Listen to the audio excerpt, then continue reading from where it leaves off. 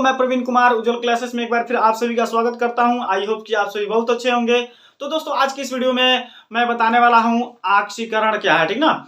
Oxidation क्या होता है इसके बारे में मैं आपको यहाँ पे बताने वाला हूँ, ठीक है, जो कि आपके बोर्ड एग्जाम के लिए भी काफी महत्वपूर्ण है, ठीक ना।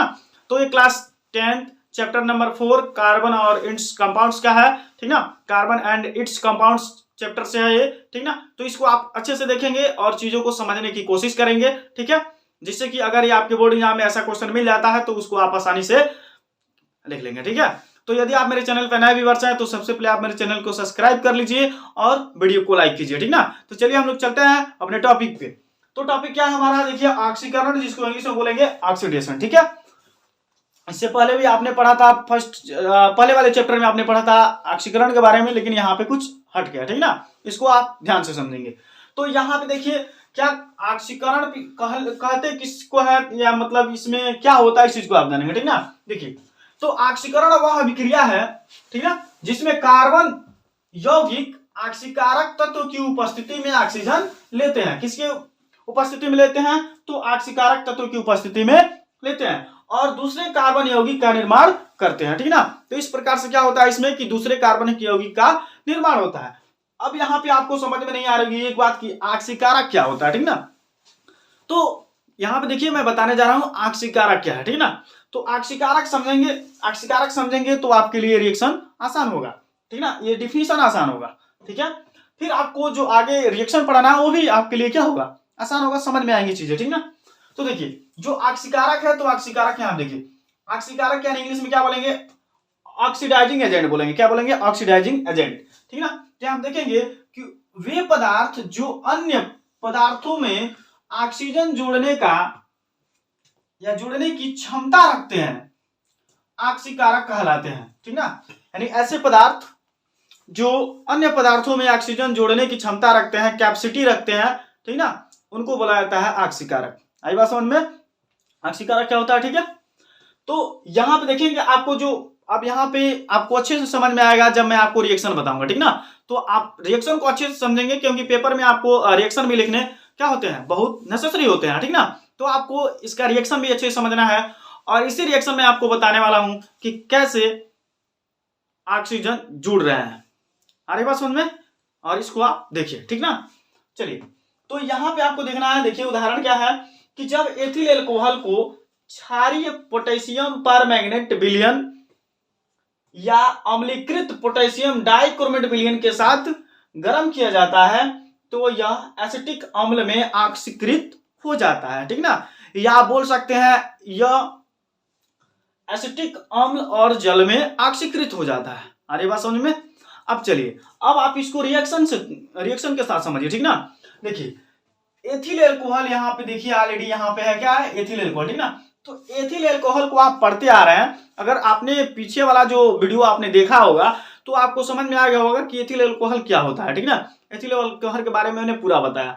तो यदि आप मेरे चैनल पे नए हैं, ठीक ना, और पहली बार वीडियो देख रहे हैं तो आप इस वीडियो के नीचे जाएं, डिस्क्रिप्शन बॉक्स में आपको इस चैप्टर से रिलेटेड सभी वीडियो मिल जाएंगे, ठीक ना, और आप वहां से अच्छे से सारी चीजों को पढ़ लेंगे, ठीक है। चलिए, तो एथिल एल्कोहल क्या होता है, देखिए, एथिल एल्कोहल यानी जो एल्कोहल होता है उसी को बोला जाता है। तो उसका फार्मूला होता है C2H5OH, ठीक ना। ये किसका फार्मूला है, तो एथिल एल्कोहल का है, C2H5OH। देखिए, इसी को यहाँ पे क्या किया गया है, थोड़ा इसको ओपन करके लिख दिया गया है। देखिए, CH3CH2OH, तो ये किसका फार्मूला है, एथिल एल्कोहल का, ठीक ना। आ रही बात समझ में, किसका फार्मूला है, एथिल एल्कोहल का। तो आप याद रखेंगे, कई बार कई लोग पूछ भी देते हैं या बहुत बार ये क्वेश्चन में पूछा जाता है आपसे कि बताइए एथिल एल्कोहल का फार्मूला क्या होता है, ठीक ना, या एल्कोहल का फार्मूला क्या होता है। तो ऐसे आप क्वेश्चन को आपको मतलब इनके फार्मूले याद होने चाहिए, ठीक ना। तो आप बताएंगे C2H5OH। अरे बात समझ में। चलिए, तो यहां पे देख रहे हैं कि एथिल एल्कोहल हमने लिया, ठीक ना, CH3 single bond CH2OH ethyl alcohol का फार्मूला है।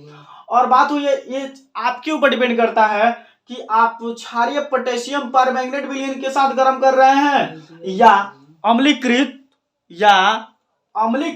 पोटेशियम डाइक्रोमेट विलयन के साथ गर्म कर रहे हैं, ठीक ना।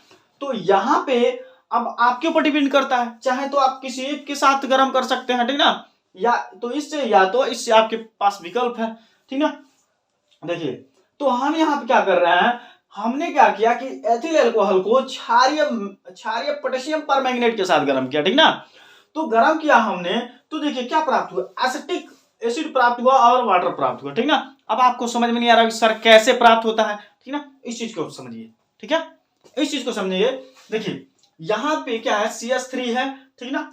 तो यहाँ CH3 है, पहले नंबर आप काम कीजिए कि आप पहले नंबर इस वाटर को निकाल लीजिए। यहाँ पे देखिए ये वाटर है ना, चलिए यहां से हम वाटर को मिटा दे रहे हैं, ठीक है। आप सबसे पहले क्या कीजिए, वाटर को यहाँ पे बनाइए। तो यहां से क्या कीजिएगा, देखिए एक यहां से हाइड्रोजन निकलेगा और OH यहां से है, ठीक ना। तो एक हाइड्रोजन और OH, ठीक ना। ये क्या है, ये जल का फार्मूला है। तो आपने रख दिया H2OH यानी H2O। आई बात समझ में।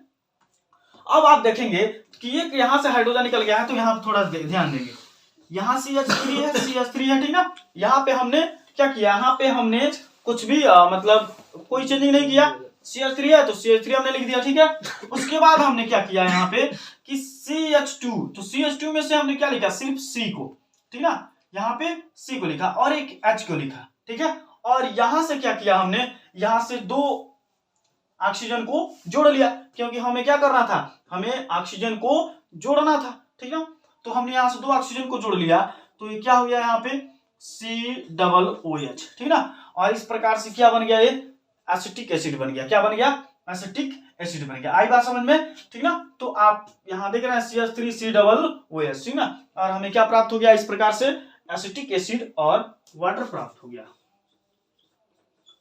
क्या प्राप्त हो गया, वाटर प्राप्त हो गया, ठीक ना। तो आपने देखा कि ऑक्सीकरण में क्या हो रहा था, ऑक्सीकारक की उपस्थिति में ऑक्सीजन जुड़ रहा था, ठीक ना। और यहाँ पे ऑक्सीकारक की उपस्थिति में क्या हुआ, ऑक्सीजन क्या हुआ, इसके साथ जुड़ा और क्या किसका फॉर्मेशन कर दिया, यहाँ पे CH3COOH का फॉर्मेशन कर दिया। आई बात समझ में। चलिए तो आप इसका स्क्रीनशॉट ले लीजिए।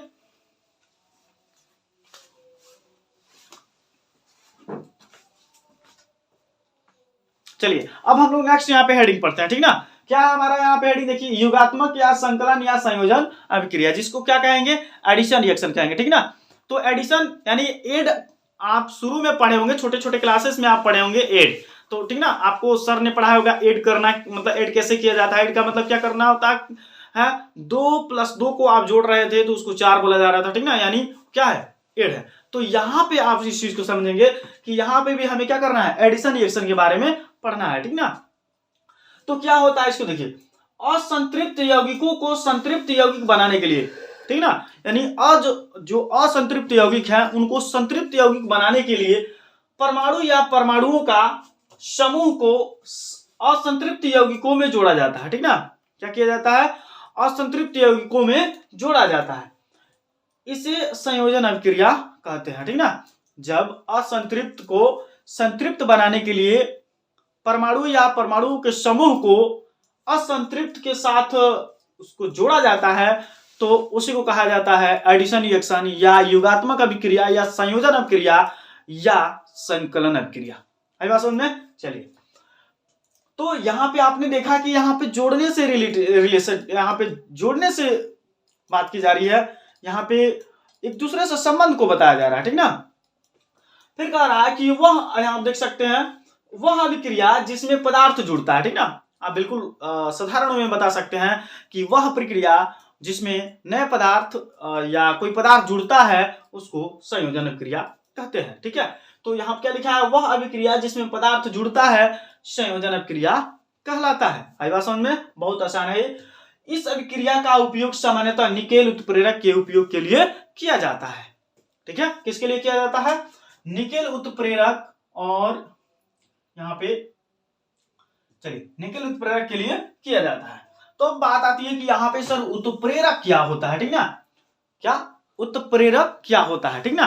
किसी चीज को उसका देने वाले को बोलेंगे उत्प्रेरक, ठीक है। जैसे मान लीजिए यहाँ पे आप समझ सकते हैं इस चीज को कि जैसे मान लीजिए कि 2 व्यक्ति हैं, ठीक ना, और उनके बीच में काफी दोस्ती है, और उन दोनों में झगड़ा लगाने के लिए एक व्यक्ति आता है और क्या करता है, उसके कानों में कुछ कहता है, उसके कानों में कुछ कहता है, और दोनों में झगड़ा करा देता है ना।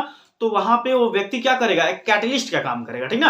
जैसे मान लीजिए कि हर एक गांव में जो कई लोग रहते हैं, ठीक ना, जो ऐसा समझिए कि घर घर में क्या है, जाकर के इधर उधर बात करना, एक दूसरे से सभी की बातें सुनना और फिर जाकर के इधर की उधर बातें करना, ठीक ना। और इस प्रकार से क्या होती है, लोगों में झगड़ा हो जाती है, टकराव हो जाती है, ठीक ना। तो वहां पे क्या करते हैं लोग, आप बोलते हैं कि हुए झगड़ा लगाया, ठीक ना, लेकिन वो झगड़ा लगाने का जो काम कर रहा है व्यक्ति ना, वही क्या है, कैटलिस्ट है। मतलब वहां पे उस काम को उस्काया जा रहा है बात समझ में। चलिए, तो यहाँ पे आप समझिए इस चीज को, कह रहा है कैटलिस्ट यानी उत्प्रेरक वे पदार्थ होते हैं, ठीक ना, जो बिना अभिक्रिया को प्रभावित किए अभिक्रिया दर को बढ़ा देते हैं, ठीक ना, बिना बात का झगड़ा लगा देते हैं। अब यहां पे देखेंगे, ये तो हुआ उत्प्रेरक, ठीक ना, कि उत्प्रेरक वे पदार्थ होते हैं जो बिना अभिक्रिया को प्रभावित किए अभिक्रिया दर को बढ़ा देते हैं। जो झगड़ा शांत होने वाला था उसको बढ़ा देते हैं एक दूसरे के कान भर करके, ठीक ना। ऐसे लोगों की क्या कहिएगा। तो फिर अब यहां पे देख सकते हैं, असंतृप्त हाइड्रोकार्बन निकेल पैलेडियम नामक उत्प्रेरकों की उपस्थिति में हाइड्रोजन जुड़ता है और संतृप्त हाइड्रोकार्बन देता है, ठीक है। तो इस चीज का पहले आप स्क्रीनशॉट ले लीजिए।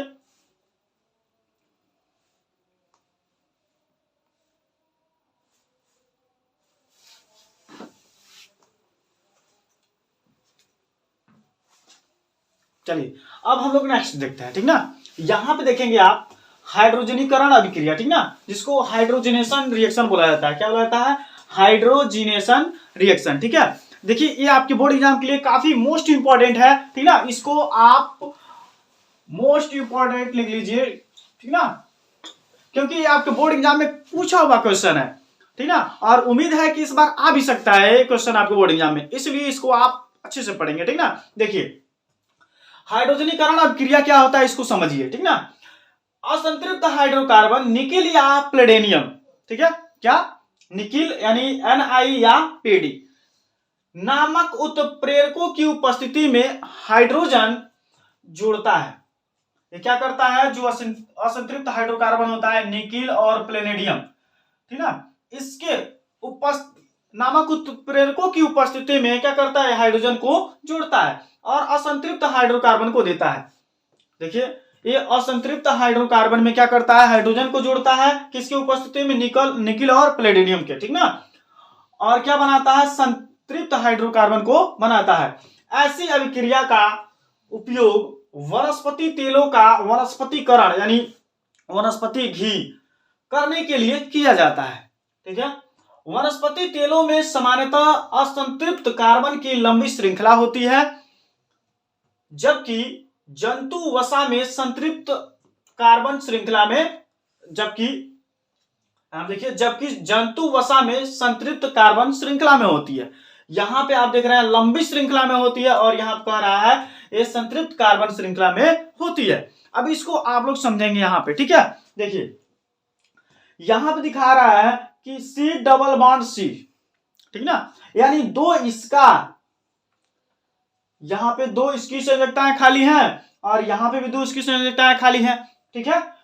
और ये किससे रिएक्शन करा रहा है, तो यहां पे मतलब जोड़ा क्या जा रहा है, रिएक्शन किससे कर रहा है, हाइड्रोजन से, ठीक है। किसकी उपस्थिति में, तो निकिल उत्प्रेरक के उपस्थिति में, ठीक ना।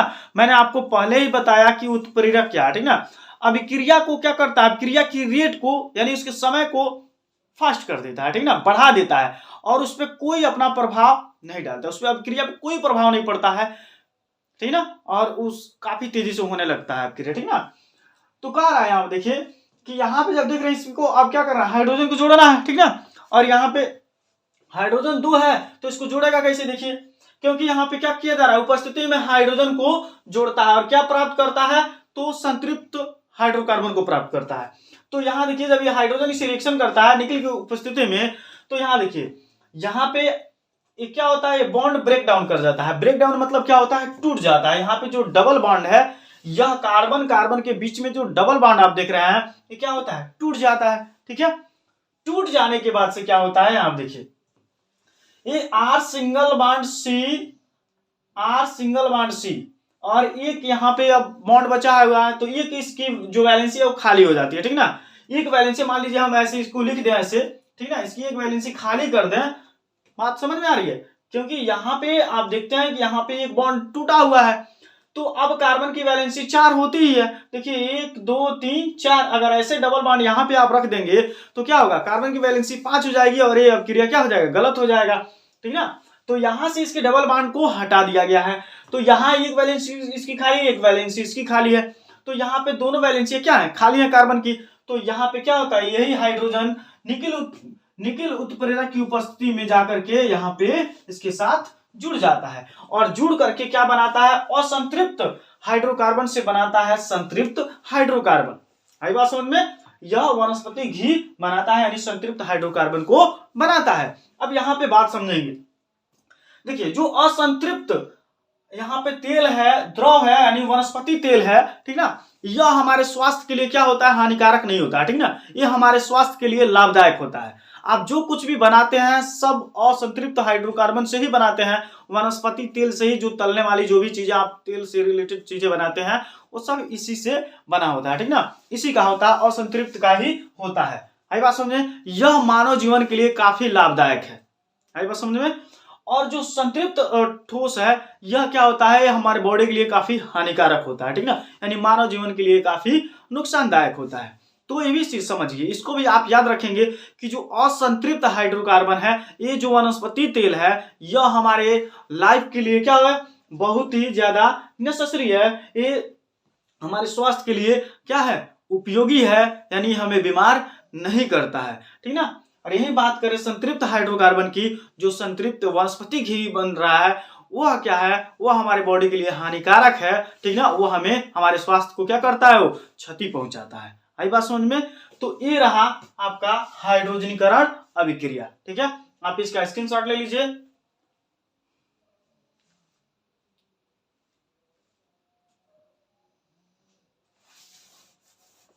ठीक है, तो बस दोस्तों आज के वीडियो में इतना ही, और यदि आपको वीडियो अच्छा लगे तो जरूर कमेंट्स करके बताएं दोस्तों, और वीडियो को लाइक कीजिए, ठीक ना, और यदि आपने मेरे चैनल को सब्सक्राइब नहीं किया है तो मेरे चैनल को सब्सक्राइब कर लीजिए, और बेल आइकन को भी दबाना ना भूलें, जिससे कि मेरा जो भी नेक्स्ट वीडियो है उसका नोटिफिकेशन सबसे पहले आपको प्राप्त हो।